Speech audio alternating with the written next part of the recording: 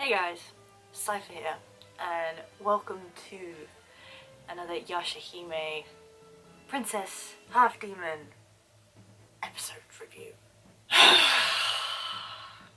Okay, I'm just gonna go straight out and say, I'm not even freaking out about the episodes, it's more so the preview for the next one that is just, oh. Okay, so, if by any chance you've seen before, my last really big video was essentially kind of a catch up between episodes 1 to 15 because I didn't plan to do like an actual review of each episode, but then we hit episode 15 and yeah, so that's why that video is so long and I ramble so much. Kind of similar in this case, we're talking about 2 episodes rather than just 1, and then I hope from there I can actually review 1 episode at a time. Okay, so we're going to quickly talk about episodes 16 and 17, which I've literally just watched. Basically, 16, we got a bit more of backstory about Moroha. So we had discovered before that she was given to the Wolf Demon tribe and had this particular master, and I'm afraid I can't remember her damn name, I'm so sorry. But it literally jumped straight into the episode. We didn't even get like the usual opening bit where it's sort of like it's sort of a commentary by Toa about her and Setsuna and all that, but no, we just jumped straight into the episode. Don't even really know how they all got there, but basically Moroha, Toa and Setsuna end up against Moroha's master, and Moroha's like, no, I have to do this. Then it shows sort of a backstory about Moroha and her teacher's relationship, also a bit more about with her using her rouge, and how, a bit like with Inuyasha when he transforms, he loses more of his human heart, so the more transformations he makes. And same with Moroha, although she's a quarter demon, when she puts the rouge on, the demon can take control and she can lose control, and she did end up even injuring her master previously. Yeah, this seems, the master seems like a totally new character. I know there was some debate about whether she was either, well, I didn't even think it was a she at first, I didn't think that, but whether it was that little kid wolf demon that we saw in Final Act with Koga, and she did look similar, but it turns out, whole new character, don't know where she came from, whatnot. I think she ended up basically selling Moroha off to the corpse dealer. I think it was Juby, his name is, because she unfortunately found herself ending up with a bit of cursed armor on her. So Moroha, like, when she was training her, went all demon and freaked out, injured her, and then as she was running away, some random demon came up to her and was like, oh, I've got this armor that's really cool, like, if you put this key in the back, and, you know, take it off.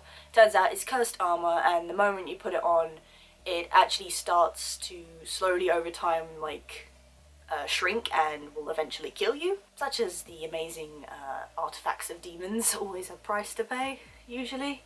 It was actually even made by rats who also made the fire rat robe. So, like, Inuyasha's one, and I'm presuming that's where Moroha got hers as well, because it's not actually Inuyasha's, as we know. Moroha's master needs to pay the rats to make a new key to get the armor off. But in order to do that, so she sells off Moroha, and Moroha's like, right, that's the end of our relationship as master and that. And that's also where she gets her sword. I forgot the name again, was it? You know, the sword actually belonged to her master, and she wanted it when they parted ways, so there's all that. Then there's, I again forget the actual name of the event, and I'm really sorry, because I'm trying to get this out quick, but basically it's a match where demons go against each other, and basically the strongest one comes out at the top and wins, essentially. And Moroha got thrown into this. This is all sort of in the backstory. And then the one of the 4 perils that is still alive, Konton, actually he killed all the rats in the village, so Moroha's master could not get them to make a new key for her armor, but they had one already made, but he's got it, and he was like, basically, if you kill your student, I will give you this key, essentially. And I think it's more so as a test, but she then ends up fighting Moroha, and Moroha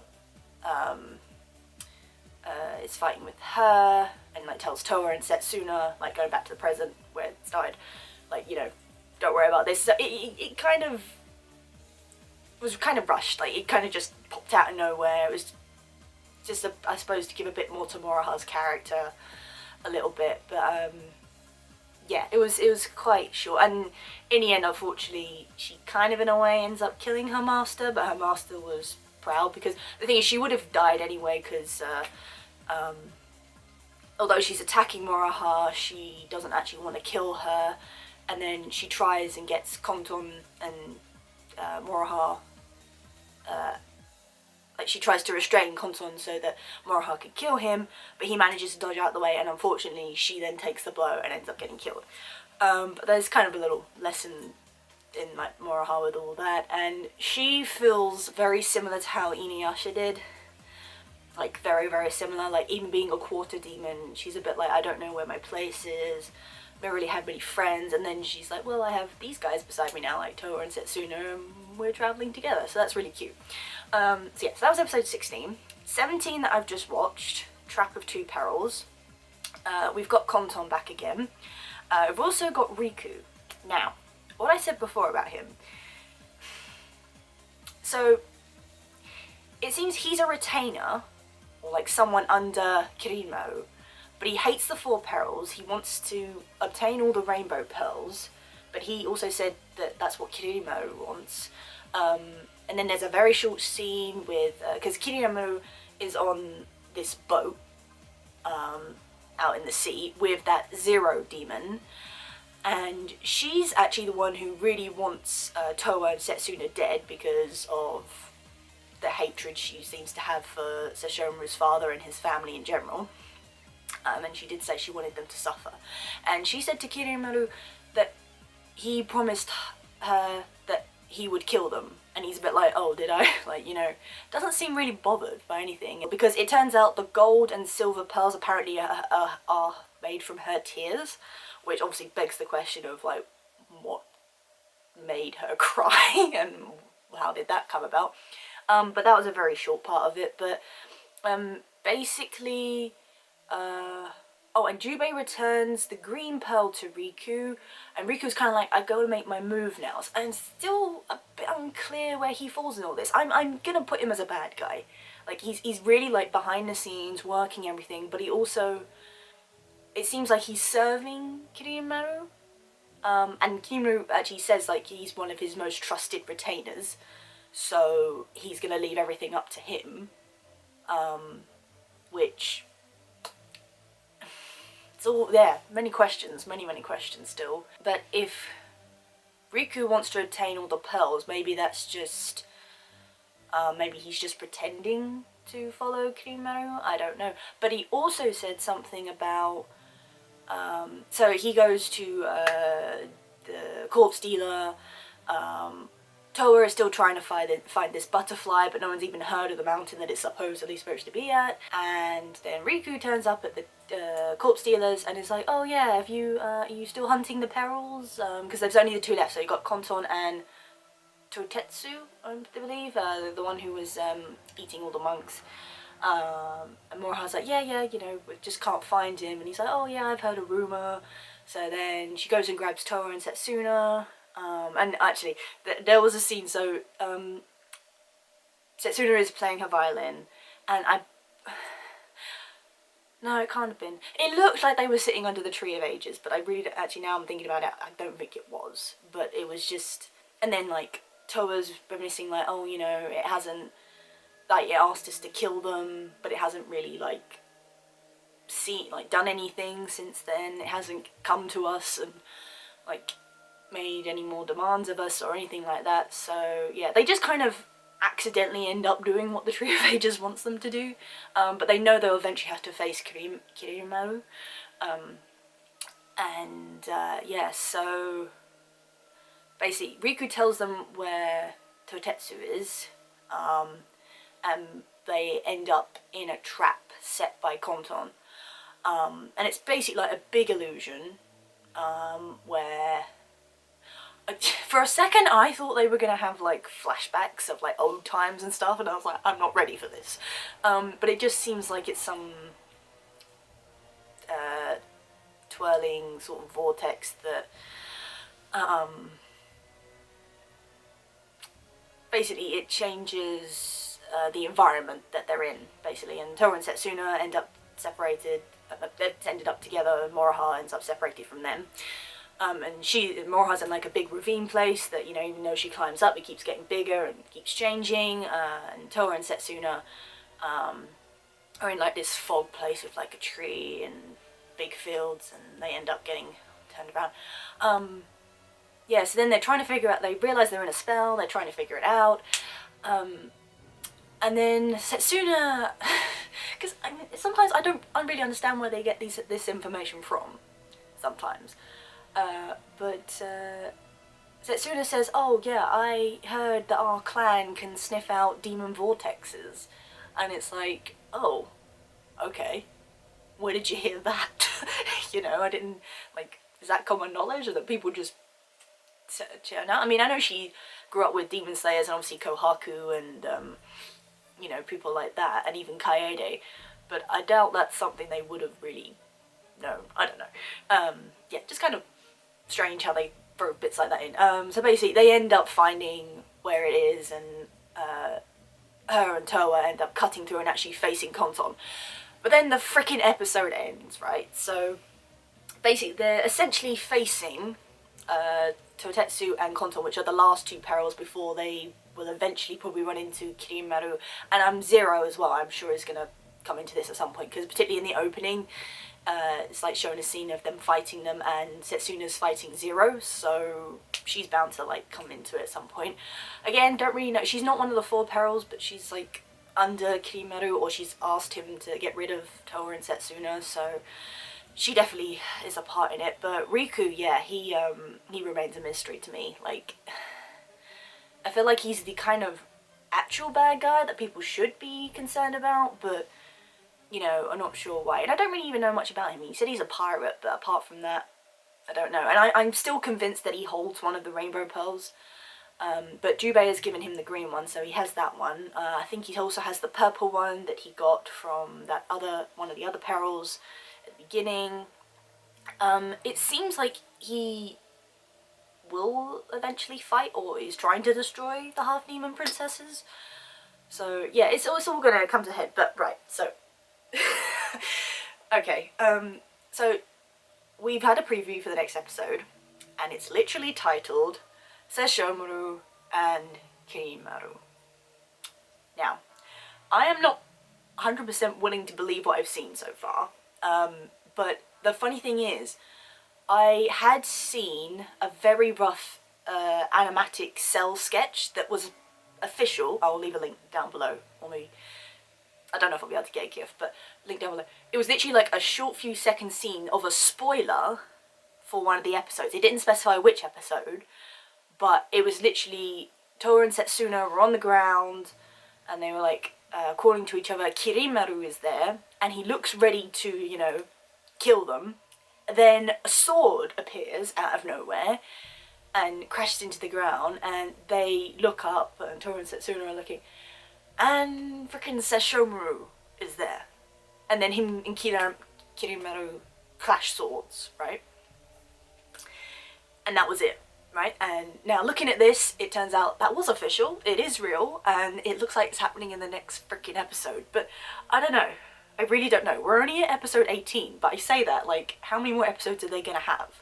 Because I'm starting to think now it's going to be less than 30, like 24, 25 episodes. If we're already at this stage, if they're already bringing Sesshomaru and Kirimaru back into it. But again, maybe it's not all it appears to be. But this is preluding to what I was talking about and hoping about last time, which was obviously a reunion between freaking Setsuna, Towa, and Sesshomaru.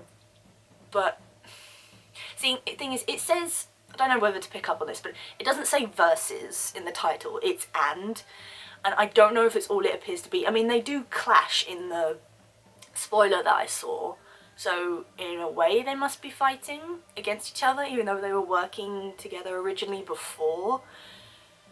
But I really don't know. I reserve judgment, because I don't really think it's him fighting Kirimaru and then it's all gonna be, and then he's gonna like take Towa and Setsuna's side. I don't think it's that simple. I mean, it's just one of those things with Sesshomaru. I just don't think it's all it appears to be, but I could be completely wrong. I may just be overthinking and you know, I suppose presuming the worst. But it is kind of nice to know that spoiler was real, because like I say, it was like a cell animatic, but it said it was official and it looked official, and I was like, oh my god, this is gonna happen, but it didn't specify what episode it was, and for it to be so kind of soon in the scheme of things, so yeah, it begs the question if that is actually what's gonna happen, and then he's kind of, I don't know if I'd say help, I don't know, he's gonna like obviously protect Towa and Setsuna, or perhaps, possibly he's gonna convince Kirimaru to delay going after them in some way, but still make it sound like against them. I don't know. It's all very, you never know. You really don't know with Sesshomaru, but and I'm also not even 100% sure that it's real, because they're in this illusion world. I mean, Towa and Setsuna have managed to break out, but a part of me was thinking, is it an illusion, possibly? Like, yeah, so, but they were literally like, in the preview, I was like, oh, who's that? And he's like, oh, is that Sesshomaru? And I was like, oh my god, and it did show him officially in the preview. So, I don't know how it's gonna go, guys, and I feel like, and I also feel like they're not gonna, like, give it a conclusion. Like with this, they've literally just finished where they've broken out and are facing Konton, and it's like, but you want more? And it's like, no, this is the end of the episode, you have to wait another week to see what happens, and then on top of that, Sesshomaru is supposed to be coming into it, so I feel like they're not gonna leave enough time. And I swear, I will be pissed. Not even gonna sugarcoat it. I will be pissed if they leave that till literally the last minute. So it's like, oh, Sesshomaru turns up and it's like, oh, who's that? And then freaking cut, and I'm like, oh no, you don't. Do not do that. We have come this far. Do not leave me with more freaking questions. Because, I mean, as much as I appreciate them dragging it out to a point, I'm also like, well, if you're gonna reveal this at this point, you might as well just get it over with and show us what's gonna happen, because I can't deal with the suspense anymore, honestly. It's driving me freaking nuts. So yeah, it begs the question where they'll go from there, whether obviously if Sesshomaru teams up with them, it's kind of weird to say that about him because that's not really what he does, or like helps them in some way, whether it be, again, to delay Kirimaru and be like, oh, you know, you don't need to destroy them right now, let them sort of get on with it, I don't know. But I find it hard to think that Kirimaru would buy that. But in saying that, he kind of easily bought the whole saving Inuyasha and Kagome in the Black Pearl thing, which I feel like if he really wanted to, he would have just been like, no, let's just kill them and get it over with. So who knows? Who really knows? But it's interesting. Pretty damn interesting, you know. But yeah, Sesshomaru apparently is coming into it, and oh, if we get to see him interact with his daughters, I just have this feeling, like I say, it's not going to be what we expect it or would like it to be, because it's just not Sesshomaru. He's not that kind of character. But to literally after everything and to like see them after all this time, you want to imagine what he's thinking, but you can't. And obviously Towa and Towa's gonna have questions. I can just see her like being like, oh, you know, like Sesshomaru's just gonna be like, and then Setsuna probably might be along the same lines, but she's obviously a bit more harsher, so she'll be like, But obviously it's the first time they're meeting their father. Like, even if he doesn't really interact with them, they've seen him, he's there, and so they can finally put a name to a face and be like, oh, so that's Sesshomaru, our dad. Cool. Just, oh.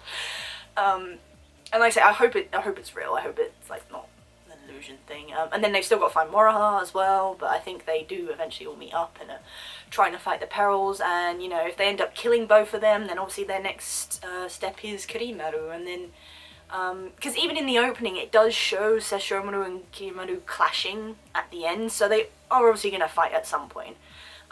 Whether it will be a big fight now, I don't imagine, but obviously I imagine the princesses, just going to call them that cleverly, are going to be the ones that will face him fully eventually. So yeah, because I think as much as like Sesshomaru is involved, he will take a step back. So yeah, lots of things going on, but I'm not going to be able to wait a week for this episode. I'm really not. I'm trying to catch up in the dub, because obviously I planned to do that, but yeah, so episode 18, Sesshomaru and Kirimaru, to look forward to next week, and you can bet I will be doing a review on that after, literally the moment after I've watched it. So yeah, very, very interesting. Again, I'd like to know more about Riku, because that's the other thing, even if they face Kirimaru, they might end up facing Riku, and he might even be a more challenging opponent, who knows. But it's a bit unclear, but because he also said, I don't know if I did mention, but he said that there's a prize that he will get, I think, or something he's trying to obtain past the rainbow pearls, and they left it as a surprise, and it's a bit like, oh, so he wants something from Kirimaru that he'll get, but it's unsure what that is, because it's like, well, there's already the rainbow pearls, so what else could he want? But he did mention very briefly once before about being cast away by his master, or something along those lines. So that's interesting. But then if Kirimaru still regards him as a important retainer, almost trusted retainer even, then yeah, a lot of questions there. But literally at this point, Kirimaru has been taking a step back. He's not been involved, but it looks like as of the next episode that will change. So yeah, I mean, more things to be discovered. But I suppose what I hope for is that Toa and Setsuna in some way maybe get to have a discussion with Sesshomaru, even though that's not how he does things. And, you know, I still feel like there'll be a lot of questions unanswered. I feel like they're gonna be hurt a bit, like maybe by his attitude towards them, because obviously they know he's their father, but then obviously interacting with them, and obviously particularly with Toa, she's like, well, why would you act like this if you're our father? And that's unfortunately, that's just how Sesshomaru is. Even if he is trying to do the right thing, he can appear to be quite hurtful sometimes. Oh, yeah. So, but it's going to be interesting. It's going to be interesting. I mean, I even wouldn't mind if, you know, he turns up, and then him and Kirimaru end up, like, disappearing, and that's kind of it. I mean, it would be not the best. I would prefer other ways they go with it, which I hope they do. But, you know, having, you know, the fact that he's already physically been there, they've seen him, they've, you know, already thrown that in, then I think I'll be happy with that. But I would hope for more. I really would. And I do hope they deliver. So yeah, it's gonna be interesting.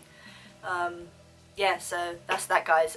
Obviously, if you're watching the series and you know, and you have theories of your own or anything like that, please leave comments down below. I want to kind of hear what you guys think. Just obviously be nice and respectful of people's opinions about things. Even mine, like, I'm not even... I do hate voicing my opinions, because I most of the time don't have very strong opinions, so obviously people do find a way to be like, oh, well... And I'm just like, I was just kind of staying what I kind of think, so whatever. But yes, you can be sure that I will now be reviewing this series very closely from now on. Yeah, so I mean, I don't want to run the risk of trying to watch it and review it, because issues that I don't want to come across. I'm not even too sure I'd do that, but whatever. Yeah, so stay tuned for episode 18. You will be sure to have that hopefully soon after it comes out. If you did like this video, do give it a thumbs up, and like I say, leave a comment down below if you have anything to say about the series or anything like that. Yeah, and be sure to subscribe if you want to see more videos. Like I say, we'll be doing more of this series, so if you want to hear more about it, then yeah, I'll be willing to talk about it. So yeah, go down to the next one, guys. How low can you go? What does the fuck say?